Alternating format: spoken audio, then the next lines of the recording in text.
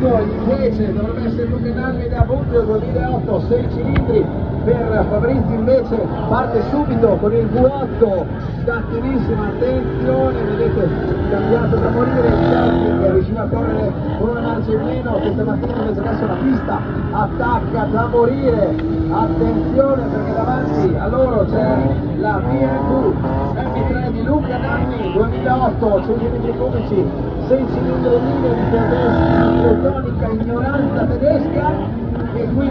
avanti ancora con Matteo Vanetta 2000, 4 cilindri aspirato, una macchina quindi anche abbastanza tranquilla, scuola di dritta, arriva anche una macchina bellissima per diamanti come me di Giorgio Buono, numero 51, uno dei beniamini di casa, e lui è Denis Battaglini,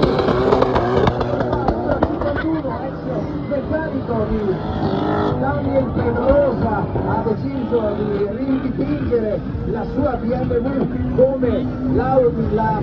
NASCAR di Colt Little nel finale alla Daytona 5-6, sotto però truffa da morire, perché ha montato un motore 2J DEG per pneumatica di motori, tanto per capirci,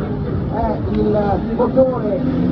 della Toyota Supra, 6 cilindri in turbo,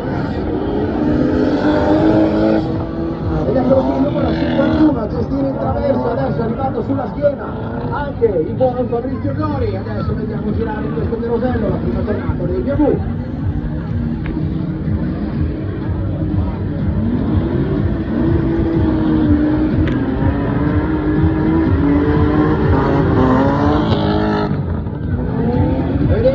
La difficoltà anche dell'arrivo in curva, troppo veloci, bloccare con il